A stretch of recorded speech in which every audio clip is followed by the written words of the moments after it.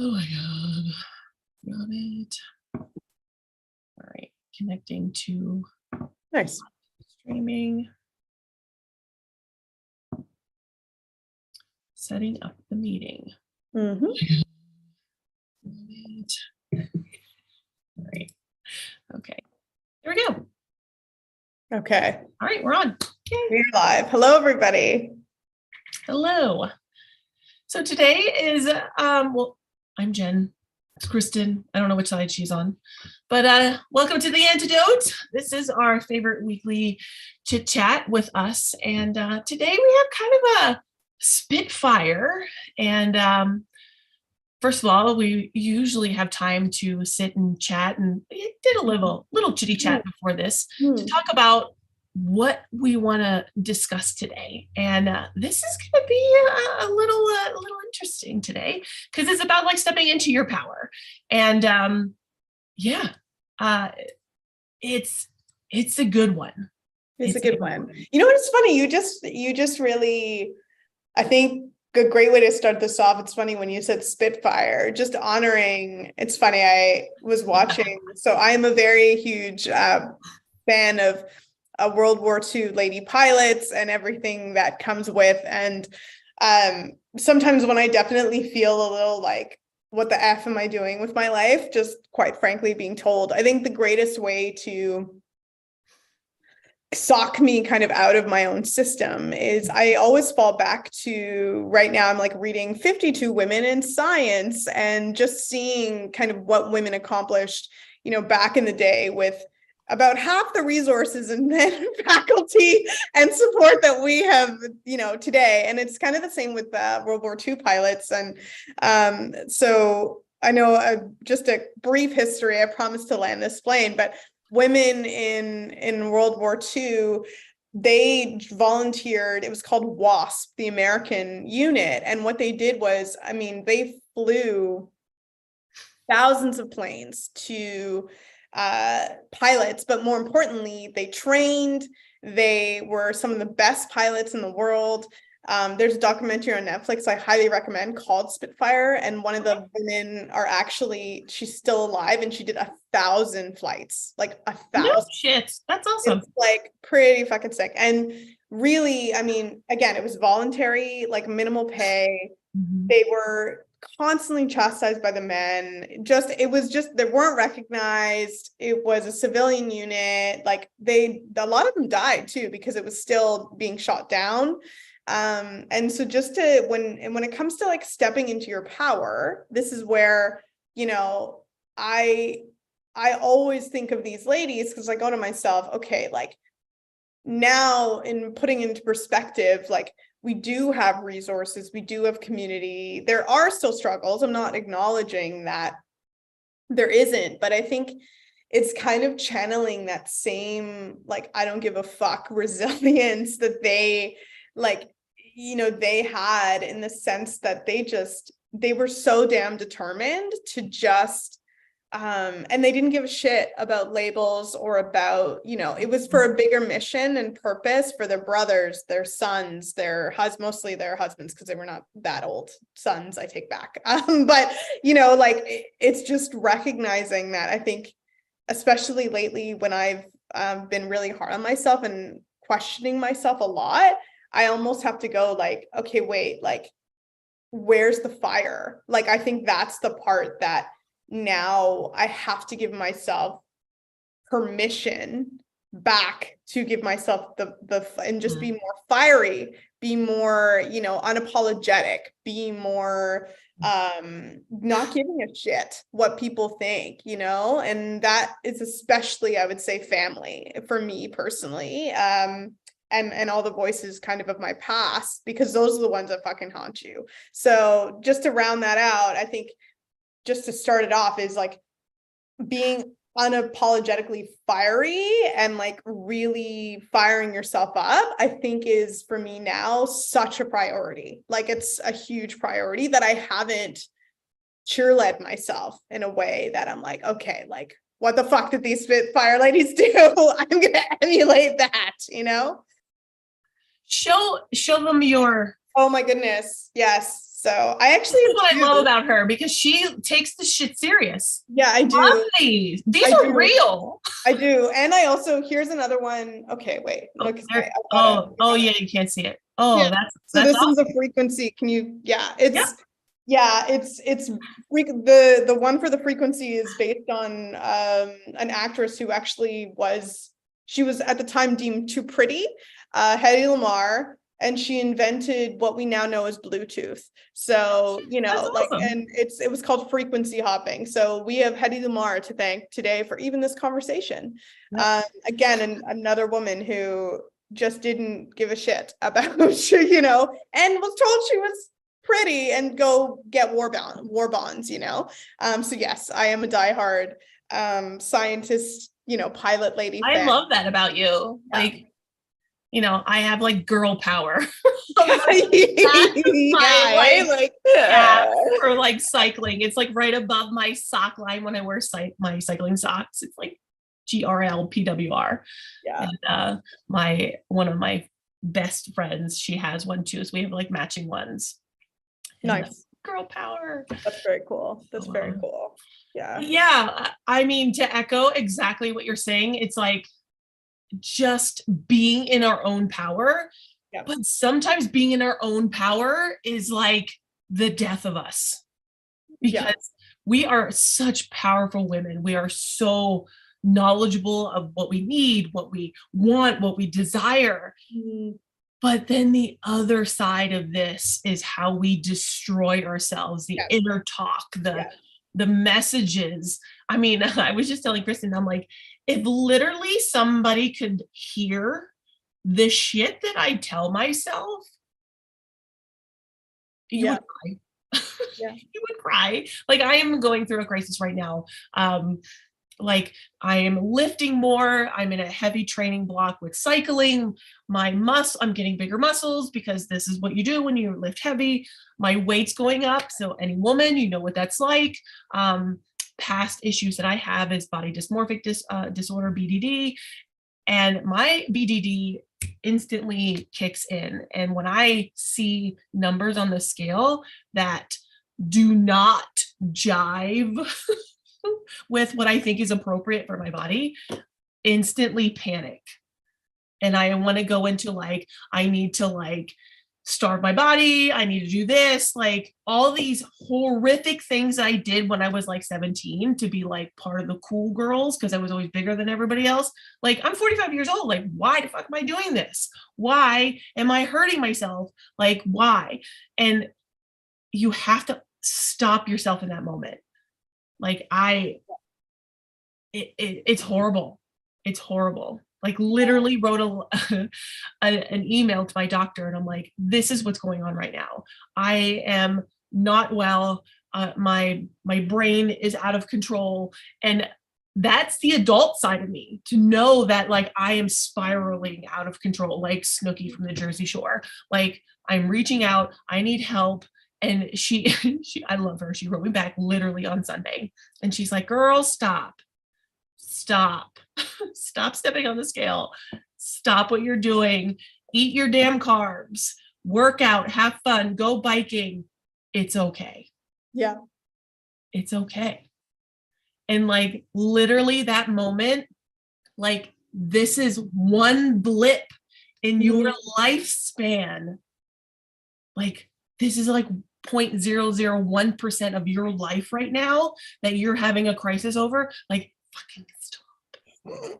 I think though you raise a really good point. I mean, we'll go to the first one we can circle back to, because I want to just honor it in the sense that I think because you and I have accomplished so much in our careers and we pushed and pushed and pushed, it's the awareness of our scope and capability. So I think that's a compliment to us in the sense that, you go, okay, like, I'm so capable and I can do so much. So you push, but at the same time, that is problematic, because you go, okay, I think the bigger takeaway here for me is that recognizing the potential, but it's how you get to the goal. So that's more important. And where the power comes in is we have been I will speak for myself. I have trained myself to, in the past, very much be beat up, workhorse, psycho A type, perfectionist. Like, this is how I have achieved goals, right? And I, over the past, I would say at least 2 years, at the very, really making that transition as I've gotten older to go like, is this a wise strategy for like the how to get said goal? And that's where I think the power comes in, where I've started to realize like, wait, like this criticism and this beating up and this crisis is it's like a microcosm of how you handle this one thing is somewhat indicative of like, maybe, you know what I mean? Like, it's like you get to choose how you react to challenges, issues, problems, opportunities. And so for me, I've had to go, okay, wait, like you've got to try a different tactic when it comes to like great goals, but how you're going at them. And it's not about like the actual tactical part. I'm talking about how you talk to yourself as you're doing it. Yeah. And it's just being able, first of all, being able to be self-aware that you're spiraling out of control is phenomenal. I mean, when I was in my 20s, I didn't even know what it was, what I was doing. Like, I would just be like, oh my God, I need to like, stop eating food and work out like 3 times a day and do all this stuff because that's what you would see online. Like, I need to be skinny bitch like her. No, it literally took me like 10 years to reprogram my brain to be like, okay, like I am 6'3". I am not built like any normal person. And it took a long time to really realize that I had to be selfish for me. I had to be selfish and be like, what makes me happy? What makes my body happy? I need to flip this script in my mindset and be like, what's going on in here? I need to reprogram. And when I do have these moments, if it's really bad, I have to reach out to somebody. And I did. I reached out to my therapist and my doctor, and I was like, hey, I am out of control right now. I don't know what's going on. I did have a thyroid med change. And I was like, is this because of the medicine? She's like, no, bitch, stop. And I was like, okay, just checking. And then, and for me, it was just like, I start panicking. And when I start panicking, I can't think clearly. Yeah. And when I was able to let the dust settle and I can finally start like thinking clearly, I was back on track, and it was just like, I was eating what I needed to eat. When we panic, we go into old behavior mode. And when we think clearly, we're more focused on what we need to do. Old behavior mode is easy to do. It's repetitive. It's like a learned behavior, as I say. It's like the old stuff always feels good, but the new stuff, that's hard to do. Those are going to the gym. Those are eating the healthy foods. Like, hell yeah, I want to eat ice cream and cake all the time. But sometimes I don't want to eat like my salads and chickens and weigh all my foods and stuff like that. But like, I know what's healthier for me, but I know what's healthy for my body. But stepping into that powerful side is so much easier now that I know how to do it. Yeah.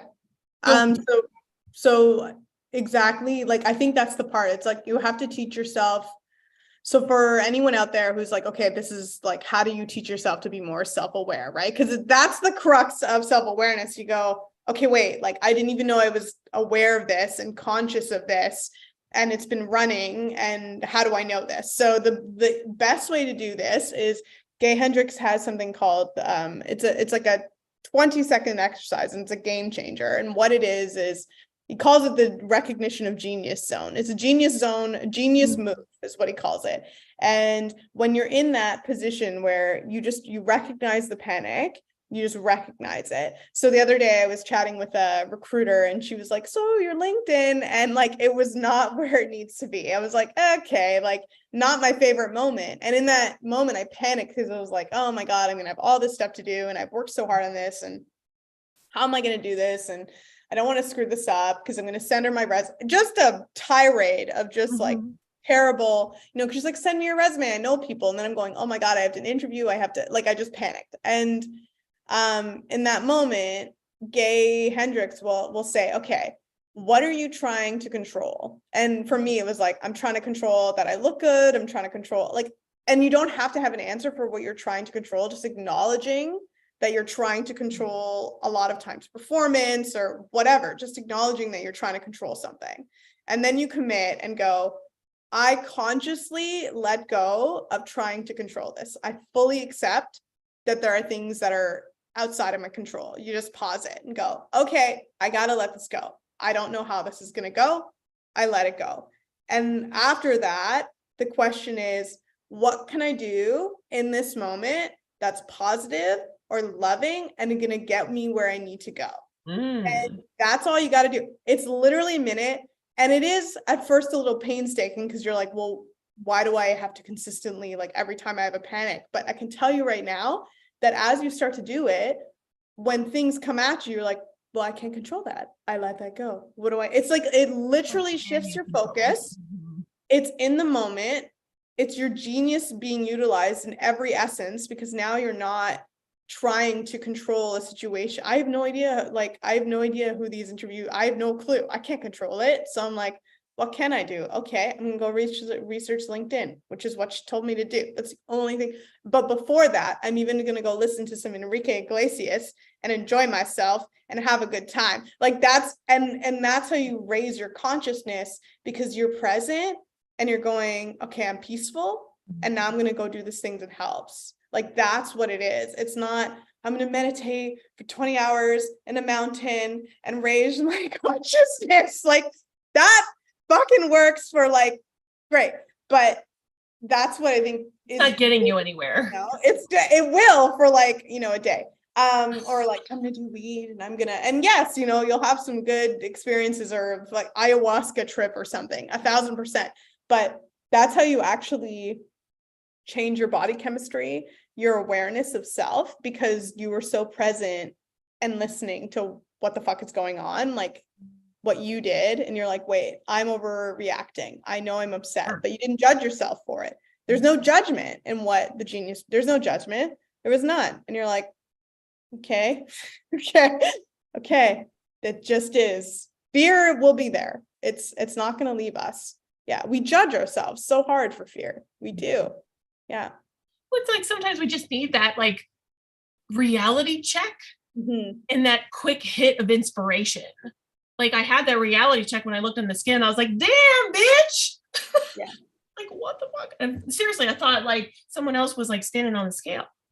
Like I literally had that once when like Tessa was there and she had like sat down and like her one ass cheek was like sitting on the corner of the scale. And I was like, and I was like, what the hell? And I was like, oh, okay.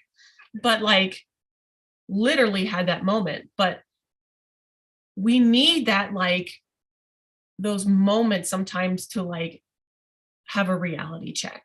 But we also need to have some grace and gratitude with ourselves to be like, we are so critically tough internally. And I know we talked about this before, like if people literally heard out loud the things that we would say to ourselves, they would be like, they would cry, literally cry. And I know that I say a lot of mean stuff. And it's funny because like now I say them out loud to my husband and he's like, babe, stop. And I do it on purpose because I'm trying to reprogram my brain. Because if I say them out loud and he hears them, he yells at me. This is terrible. This is like it's like electric shock therapy. And then he like yells at me and he's like, just stop doing that. That's not true. And then he always gives me like positive reinforcement. It's a terrible cycle. But I'm learning now that my body dysmorphic issue is something of the past. It will always creep in when I see numbers on the scale, but the scale doesn't always dictate my life. Like, I know when I wear clothing and how strong I am and how I have muscles and how fast I am with cycling, like how my world is changing physically, the scale doesn't like dictate my body. But it's like the internal dialogue is a forever challenge. And we need to sometimes shut that bitch up. Yeah. And that's the hard part, and that's something, that I do work with, like with my therapist and my coach and stuff like that. And she's like, why do you engage her? And I was like, because she's always talking to me. And she's like, just ignore her. And I was like, yeah, but man, she always has something to say. No matter if it's about the business, about my relationship, or about whatever, like she always has something to say. But it's been a challenge. It's always a challenge with the internal dialogue and how to deal with it. Yeah, I think it's also recognizing what criticism is. Like, it's also recognizing that I've recently come to the conclusion that criticism is really unused something. So it's unused love, unused creativity. There's something untapped that we've beaten ourselves up over, that there's something we want to do. Like, it always comes in a lack form. So it's something that you're either holding back, or if someone also gives it to you, like if someone critique, like I've recently been exploring like my own relationship with money and career, and recognizing, unfortunately, some men in my life that, even that were close to me, that weren't supportive, and but it was based on their own insecurity and their own threat, or the criticism came from a sense of, yes, made me feel small, or that I couldn't, being a woman in tech and a gay woman in my family, like I am the only one. And so some of the, unfortunately, male members of my family don't necessarily have some. I'm really lucky, like some of them are really positive, but some of it's really stupid shit. I admit that, and so I think it's knowing that criticism is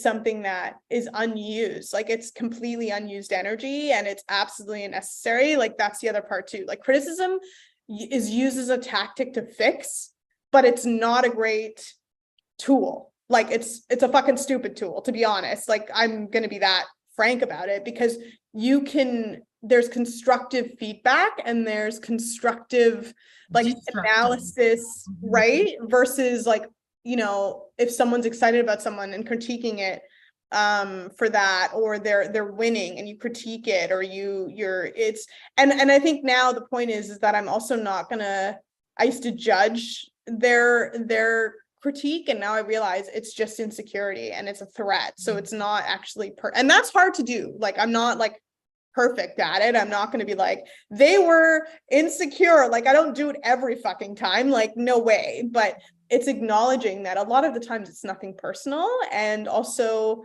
for me now, it's like Marissa Peer gave me, like, I love Marissa Peer. She's British. I highly recommend her to everyone.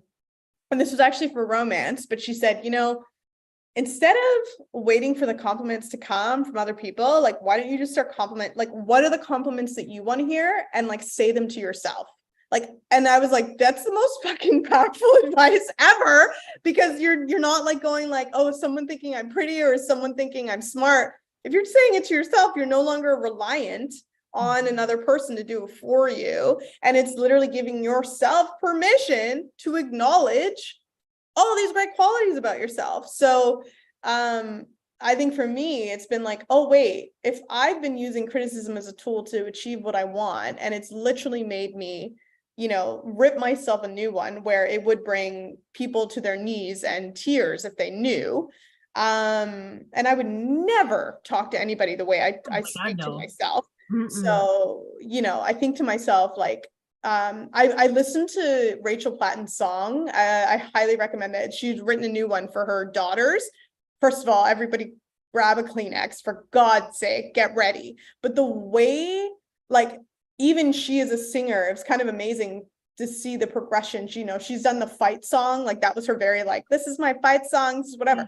This song, this woman's like heart open, bliss. You can tell like it's like an Alanis Morissette transition, basically. Oh, nice. It's literally like Jagged Little Pill to like, thank you, India, like go love yourself, I love the world. And it's kind of the same for Rachel Platten, where she's kind of realized like, I don't have to be a battalion warrior all the time, and I can actually just love myself. And it's a great question to go, would you say this to your daughter? And it's not even about having a child. It's like, I would never say this to a 20-year-old. I wouldn't say it to my best friend.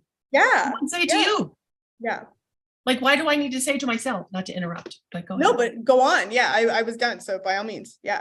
And it's so fascinating. It's like, why do we think it's okay to say to ourselves if we wouldn't say to a 7-year-old or your best friend or your mom or a stranger?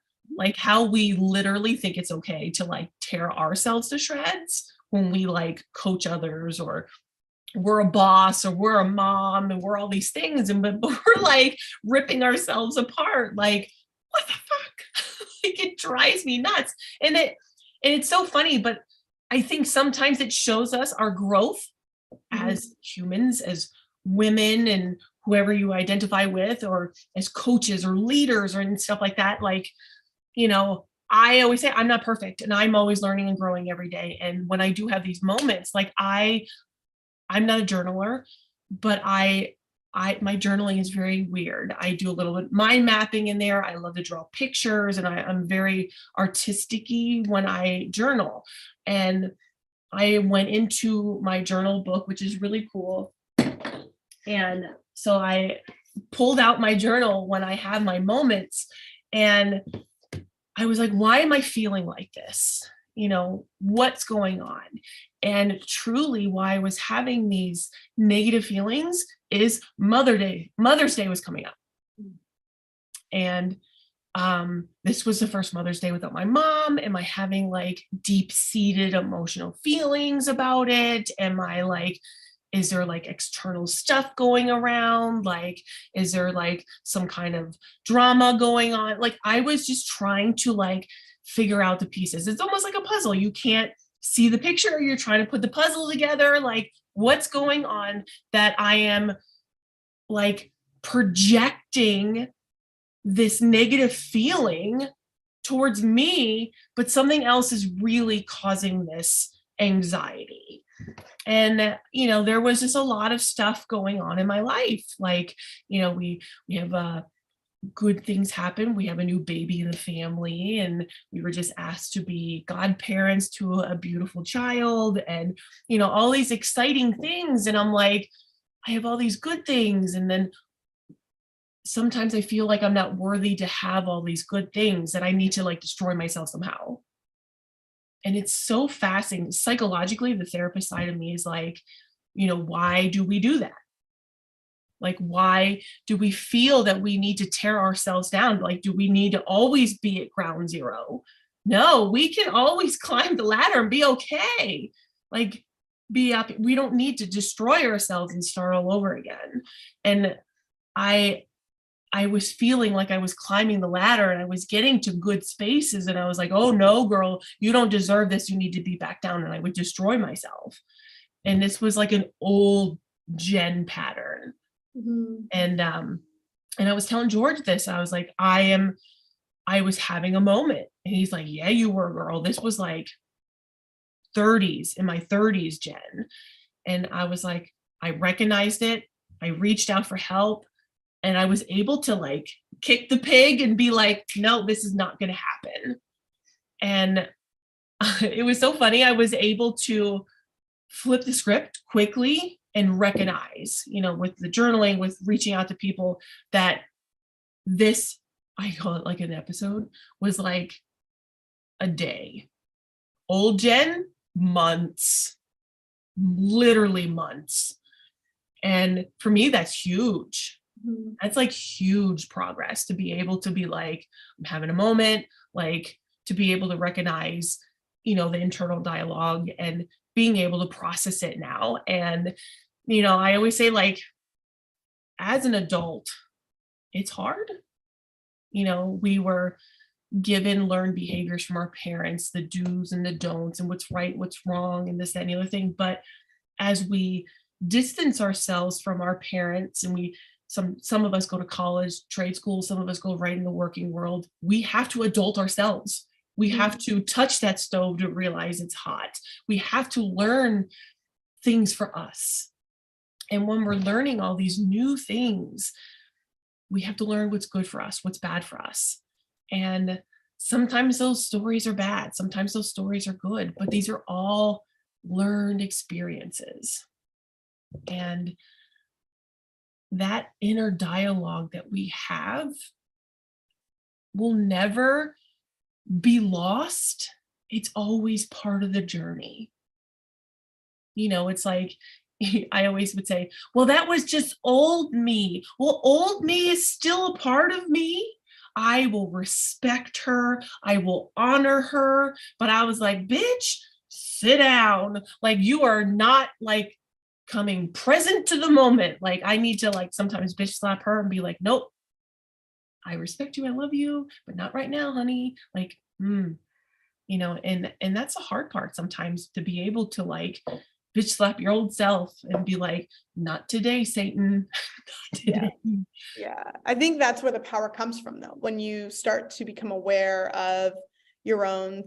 I mean, I hate the word self-sabotage. I think that's a bit too harsh. I mean, Gay Hendricks calls it the upper limit problem, which I much prefer, because it's just you literally going, okay, you're pulling yourself down in this moment. And I think true power is when you start to recognize, as you did, and as I've come to, similar to Lindy, where I was like I'm like, oh my God, and she's gonna judge. And I was like, you have to just go pause. I'm gonna push a pause button on you. Rumi, one of my favorite poets, he said, invite all emotions like they're a guest, and say, please and thank you, and keep the ones that you would like.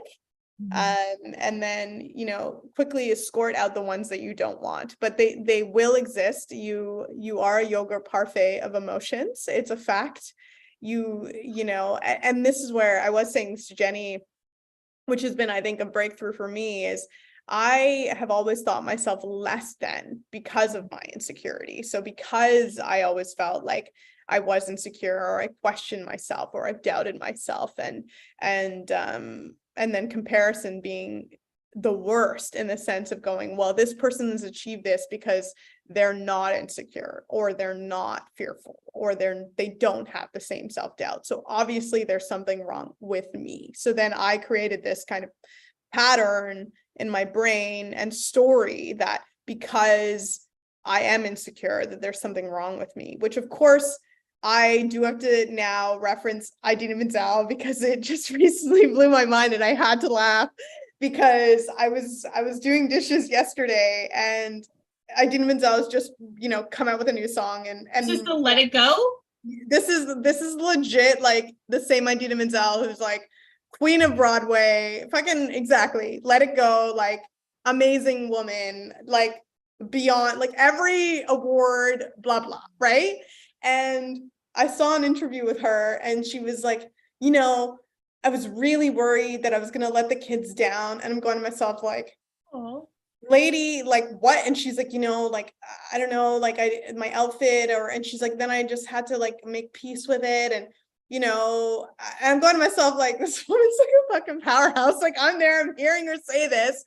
And then her new song is literally like Move. It's called Move. I'm owning, like, and all the lyrics is like, I'm owning my power. So even Idina, I'm telling everyone, just like you'll hear it and go, oh my God, like this is exactly it, where she isn't even devoid of the insecurity. She's not devoid of the concern or the worry or yes, she's done a lot. It's just she's managed to understand and do a genius move over and over and over again. It just stacks. She's like, okay, I'm gonna worry about the kids, but you know what I'm gonna do? I'm gonna belt out, because it's more important that they know that I'm here for them. Like that was just a moment. It wasn't like, and anyone can do that. And when you start to realize that, wait, it's not like, you know, obviously I don't have a voice like Idina Menzel, but I'm just saying, like, you start to realize that the genius move isn't specific to one person, or that it's not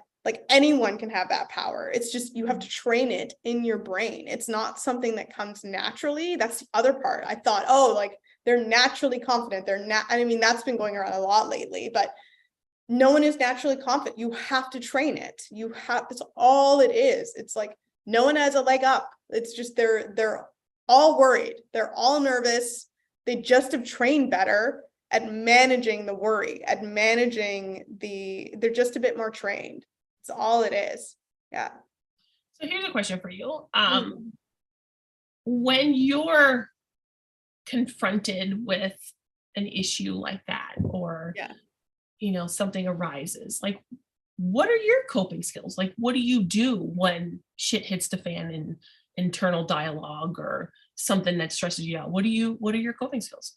Like that thing that I talked about this week with my clients is, you know, I always go like this. I'm like, what is your coping skill toolbox? Like when something happens and you're triggered in the environment, like, girl, sometimes you need to open that box out and be like, pull something out. Like, what do you do?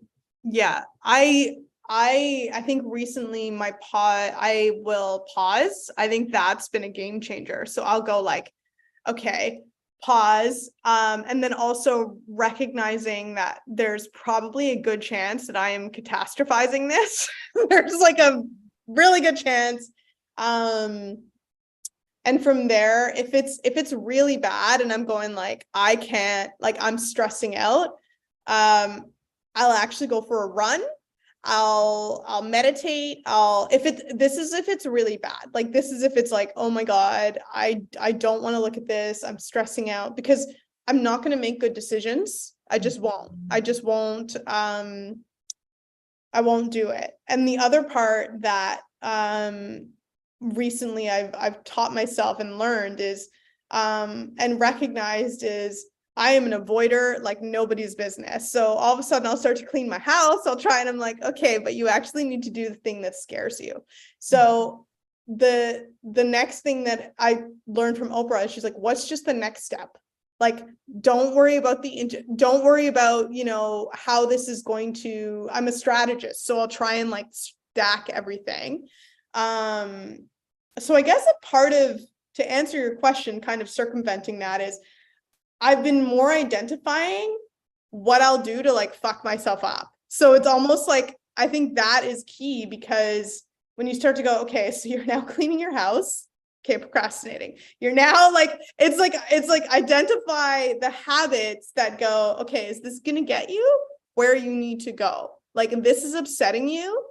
And I would say that it's simple and actually really upsettingly profound, and is that if you just acknowledge that you're stressed and upset, like that's actually what's going to get you, instead of trying to do 80,000 things, trying to attack it, trying to if you just sit there and go, I'm actually really nervous about this, like I'm actually scared, and you just listen to yourself, like that's actually ironically my tactic now, because if I don't admit my fear, I will avoid it at all costs, and I won't accomplish what I need to do because I'll do everything I can to avoid it. So for me, the number one thing is to acknowledge that I'm actually scared of it. I love that. I think people don't acknowledge it. They think if they avoid the fear, it's going to go away. Yeah, It comes back like tenfold.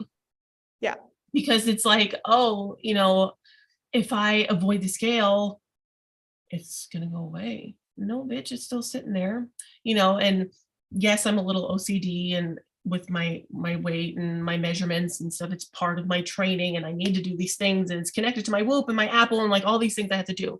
So it's like, I cannot run away from it. I have to handle it. So when I acknowledge things that I'm afraid of, and when I acknowledge these things, I can come up with a tactic on how to handle it. And if I don't know how to handle it, I know people who can handle it. And I love that you're like, okay, like take a moment. The whole pause thing is huge. I think that is so important because I think there's so many people that are just like react, like take a moment, like pause before you say something stupid, either to yourself or to somebody else. And just, I always say, look, listen, and feel like what's going on? Like what's going on around you? Like look at your environment, listen, like listen to your environment, look around, what's going on, is something triggering you, and feel inside of you, what is your body telling you before you make a decision. And but just, yeah, listening to your fears and being able to just confront them is sometimes a beautiful thing. I'm a past person that would run away from them. Oh, same. Oh my God. Like, I'm just like, not today. But it's just like, it's always gonna follow you. Like you can't run away from these things, no matter if it's relationships or work or whatever. Like life, these things are like Pac-Man. They're always gonna be around you. And why not confront it, talk to it, and be like, okay, like, what's up? What's up? It's so true. It's like for me now, and just doing the reading of Gay Hendricks and more about just and more Louise Hay again, and going back to the original. If you don't know Louise Hay, everybody, just to throw it out there, by the way, Louise Hay is 1,000% the originator of self-development, self-love work. So FYI, like she was there before everybody else in the 80s. Like she started this whole thing. And she's right up there with like Wayne Dyer. He's another, they were very good friends. And, you know, I think she was really a proponent of making friends with fear. And she was very much someone who, my relationship with fear, it's taken me years of listening to Louise Hay to really recognize that fear is a part of you. And that's the part that I have denied in myself. And that's where the, you know, insecurity and the avoidant behavior would come from, because I didn't want to admit that I was insecure. And so then I would, you know, do stupid, you know, I've seen it, you do stupid things because you go, okay, I'm trying to hide my insecurity. I'm trying to, and that doesn't serve anybody either, by the way. So it just, to me now, it's like, how can I make peace with this new part of me that I've never really given credit or credence or made wrong for so long, that, it's a part of you. It's just a part of you. Fear really is. And it's not, and then you don't, it's Martha Beck said it the other day. She's like, the only way to cure fear is curiosity. And when you start to get curious about, okay, what are you afraid of? You're listening to yourself. You're listening to this part of you that, imagine someone says to you, like your best friend or your loved one goes, you know what, I'm really scared right now. And you go, okay, thanks. It's really great news. I'm going to go over here and run. Like everyone would be like, you're such a dick. Like what a dick fucking move, right? Like, and someone comes up to you and goes, I'm scared. And you'd be like, peace and love. I'm running in the other, like, that's what we do to ourselves. We literally go like, okay, fuck you. And it's like, you just literally ignored your own being. You ignored your own heart and upset, and it's fucking brutal because you've ignored yourself. And then you wonder, you know, why am I not being recognized, or why am I not being supported, or why am I not, because you fucking just ignored yourself. So you expect other people, like it's full circle, you know? So I think that's where I've seen it recently with relationships where I'm like, what is happening? Because it's like, I'm finally going, wait, like, this isn't something to be ashamed of. And that's taken me years to get to, years. So, but it's not. Yeah. I think like the two F words are my favorite, like fear and failure. Like people shy away from both of them. And I think both these words are ways for us to grow. And of course, we don't want to have either one of them. But if we don't have them, how are we supposed to grow? Like, yeah, like, I'm sorry, you put an anaconda in front of me that's rabid and hissing, you're going to see fear and failure because I'm going to jump over a house to get away from it. But like, I will find a way to get out of the room as quickly as I can. Yeah. Like, I don't like snakes. I don't like spiders, but it's like, I will become like instantly problem solving, like, help me get out of here. Like, I will decide in my own mind how to deal with this fear. And I think people tend to be like, oh, there's a snake in the room, that's fine. And internally, they're like dying inside. But like, if you continue to stuff down these fears and another fear and another fear and another fear, like, what are you doing? Like, eventually you're going to be so full of fear, like, you're just going to be like a skittish rabbit. Like, something is going to like a pinprick you, and you are going to explode and not have coping skills, and something is going to happen. Something is going to trigger you, and it's going to be a nightmare, and you're going to be in such a horrific situation. And it's so funny because I see this with my clients. They will explode over something so simple.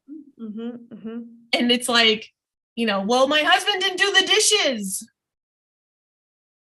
All right, girl, what's really going on? Yeah. And, when you peel the banana or the onion layers, and then you get down to the nitty gritty, it's like 14 different things that happen, and all these fears and anxieties and failures. And I'm like, okay, but when we handle them one at a time versus like stuffing them down or putting them in a little box and shelving it for later, life is so much easier. Life is so much easier. And that's what I tell my clients. I'm like, when you have a problem, talk about it. Yeah. Literally talk about it. Like, I am very open about my weight and my issues and like going on a scale, like, because you know what? It'll help like one person. If it helps one person, woo, goal accomplished. Because this is shit that happens in my daily life. Like, this is real life scenarios that goes on over here in the Jennie Jordan household. Like, I'm not going to lie and say everything is so perfect, because it's not. Life isn't perfect. And if you see somebody and everything is so perfect, girl, it is not. Well, I think that's a false sense of, I think that's where I've learned too, based on social media, it's taking a different lens, because confidence is not only when someone has, done 20 takes and they're perfect reel, right? Like, that's not confidence. Like, I have made the mistake of assuming that is confidence. If someone's on a stage and they weigh like 150 pounds and their hair is dyed and they look like a model, that I have in the past viewed as confidence. But as I've a lot of you don't know this, but I told Jennie I'm like writing my first romance novel, which is, I'm so excited. It's very sweet. But I've been wanting to write one. I mean, shit, I was writing gay fiction at 17 years old, and I'm 37. So it's 20 years, by the way, 20 years. And the sad part for me is that I said, I'm going to do it in 2 days. And by the way, that's not really possible. I learned that, but being at the 60%, and I was going, holy fuck, like, I'm really doing this. I'm really finishing this. I'm really doing it. And what I realized about fear is a lot of the times too, we can get overwhelmed, right? Like when you were saying about the stacking, you're like, oh my God, right now for me, I'm in major transition, like job, I'm single, new salary, I'll probably be in teams. Like, that's where I feel I'm being crippled, where it's just this cascade of changes. It's not like it'll just be a job. I know I'll be in a different position. I know it's a lot of changes. in terms of at once. And I've realized with this book that it's taught me is, you know, when you start to face one fear, it cascades to other disciplines, because then I was like, okay, wait, like if I just ballsy just said I was going to do this book in 2 days, I'm like, I'm going to get a job in 2 days. And I'm like, that's ballsy. But I'm like, yes, but you gunned it and you hammered it so hard like a wild woman that I made ginormous progress in the sense of just like hammering it out. And like, so for me, I was like, wait, this works, you know, for everything. It doesn't have to be, you just start to go, wait, like even the way when I'm running or if I'm self-conscious or weights, it's like, okay, but you did this for one thing. You almost proved to yourself that you're like, well, I did it for this and it fucking took me 20 years, which is fucking ridiculous as far as I'm concerned. At the time I was 17 and afraid of coming out too. So that might also have been why I didn't do it 1,000%, just a little, worried, you know, that my family would find out I'm gay and I'm writing gay romance novels at 17.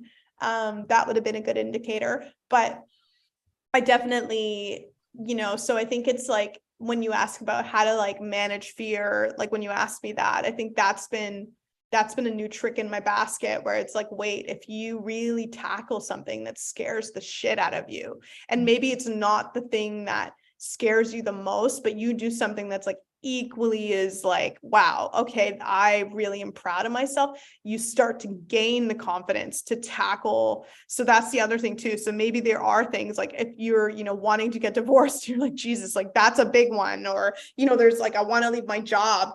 And you're like, but that's too, you know, I think we need to be honest sometimes and go, okay, but like, you are scared, and, you know, you want to do it and you're doing this dance.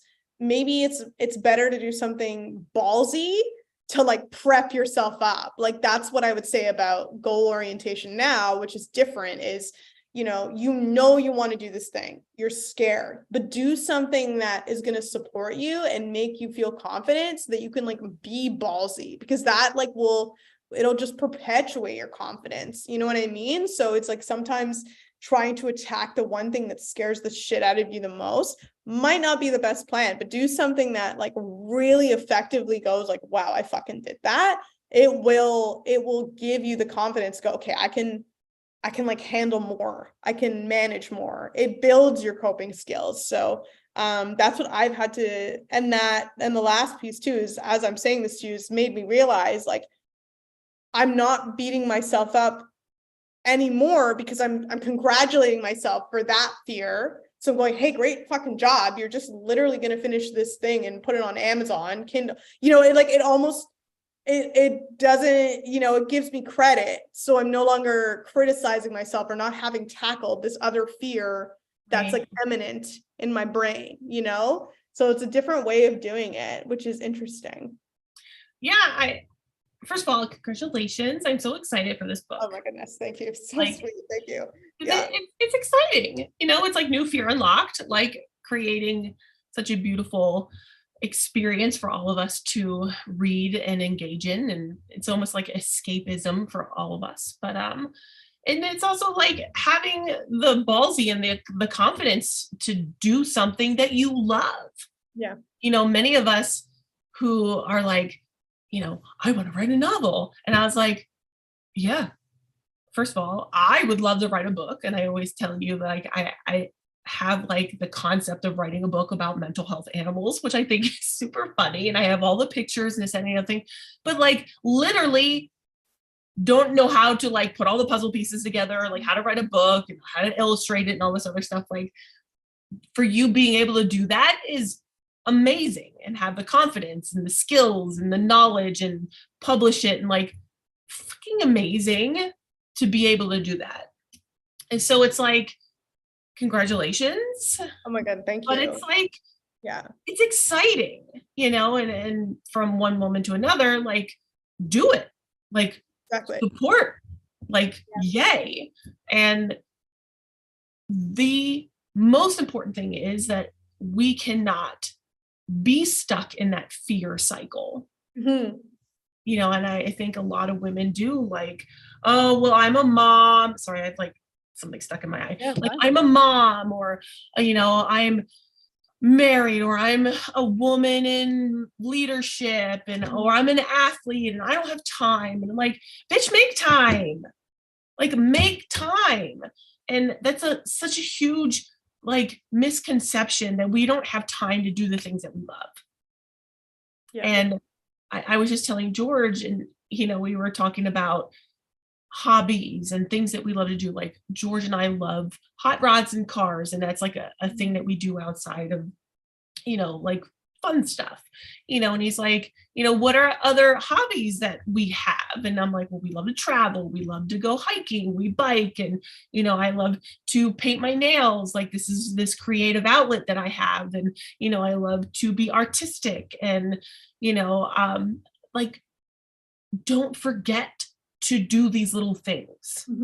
Because people always feel like as an adult you just need to get up, go to work, make money, feed yourself, take care of the kids, take care of your spouse, and do it all over again. I call it the hamster wheel of death. People get on that hamster wheel and they're just running, and like, they forget that you can enjoy all the other things outside the hamster wheel. Yes, like, it actually is, ironically, to your point about how to manage fear, those are the tactics to actually restore you. And actually, if it's almost, you can go science, you can do emotional, you can do mental, but those are actually the tactics that if you rest and restore yourself and support yourself, you are braver. So it's the irony is it actually does, as we go, like, is it productive, or, for all those workhorses out there, it's actually incredibly productive because it makes you, and one thing I need to know too, is I think for me, what's interesting is, like, as you mentioned it, I think the perfectionism is fear.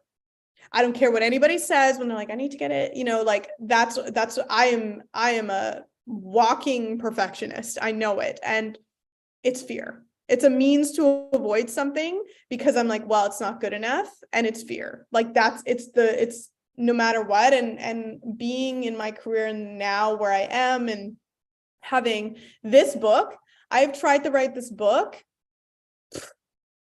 20 times over.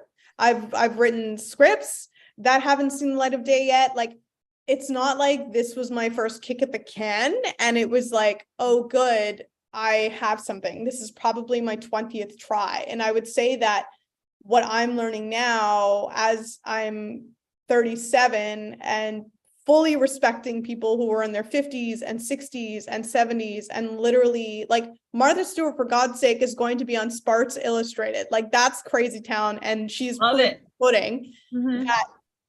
I think the biggest challenge with 40s plus is we've fucking tried things before, like, I've applied for so many jobs, crickets. I'm not even getting those. I'm getting crickets. Like, I'd be grateful if someone was like, thank you so much for your application. I'm not even getting that. I'm not even getting acknowledged. Right. It's like you're being ignored. Right. And so it's made me realize now that it's like, it's a different kind of fear. It's like a discouraged fear of failure, because that is, I would say, the greatest, like, I fucking applaud anyone. If you've tried something 25 times and you fucking try for the 26th, you are ballsy as F, because that is the hardest. I would say, like, it's one thing if you're trying and you're like 17, you're like, I'm going to write a book, and you've never written one. And you have no, like, evidence of failure. It's so much harder when you're like, well, I've tried to write a book fucking 20 times and I haven't done it. And I totally, what am I thinking? And it'll start to go. So I would say that, for anyone out there who is in their career and their mom and remember that you have, unfortunately, this data bank of recollection of failure. So it's gonna fuck you up a little bit, and it's gonna give you this evidence of, like, that didn't work. Well, that didn't work. Like, why would you try? And that, I think, is where the resilience, but also, like, where you have to go, like, okay, like, I just have to give it one more shot. But it's not it's not easy. It's not, that's the biggest challenge now that I think I am facing. And you have to go like, you are an evolution and just try it again. And I applaud you for the braveness, because that's the challenge for me. So anyone trying to do something for the 27th time, congratulations to you. Like I totally applaud you. Being persistent, because that next time that you try it, it just might work. Yeah. I can't tell you how many times that I'm like, lift a new weight or a new PR or biking 85 miles and going somewhere else, like trying something new and being successful on it is the most glorious feeling ever. Like, sure. You know, I can't tell you, like, when one of my coaches bet me that I wouldn't launch something, and I launched it and it worked. And I was like, oh, first of all, I hate you for that. Second of all, I'm like, and I'm having so much fun doing it. And she's like, I told you so. Yeah. Annoying. But like, I knew in my heart that something I should have did. And you know, if you have that gut feeling, you know that you can do it, and you fail at it, don't stop. Try again. Try again. Try, like, and it's just like that fear of failure is just like, oh, well, it didn't work, I'm not trying again. No, don't try it like that. Try something else. Keep trying. And I think just we as humans naturally be like, oh, it didn't work, I'm not doing that again. Yeah. Like, Keep doing it. It's the conditioning that, you know, that failure. I actually now, like, as I was saying, and I was like, I'm just going to call that practice, because writing is a practice. And I would say now, like, the book I'm writing, I'm like, I've never written this well in my life. Like, just with the experiences that I've had, the hundreds of books that I've read, I'm like, Jesus Christ, like, even I'm like, okay, this is good. Like, I'm like, this is actually good. Like, I was like, oh my God, like, I was surprising myself.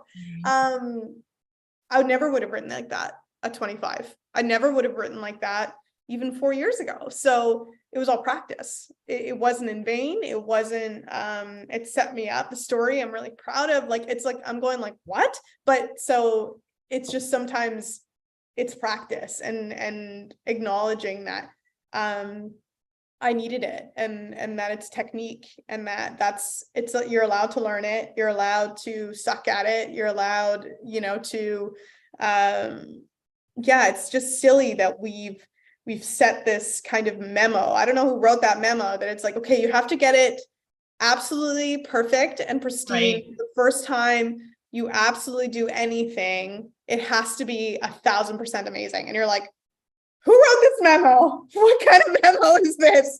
I don't understand. Like, when did I think social media does condition us to do that, though, like, because you take 20,000 takes and then you use the one that if people were honestly as true as they are, as they present on social media, that would be amazing. Like, yes. It's so funny because it's like, you know, with the filters and the takes and all this other stuff, like, they don't live like that. Like, at all. Like, you know, I know with my social media, I post the good, the bad, and the ugly. Yeah. Because that's how I present. You know, but it's interesting. Like, a lot of social media is just like, everything is pristine and perfect. Yeah. Wow.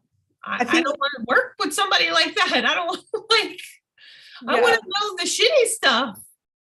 I think that's like interesting, just for me to round out this convo for today, to leave everyone with that. I learned from Gary Vee. He calls it kind candor, and he said that that's really key to his leadership, in the sense of like really giving people constructive feedback and being honest about.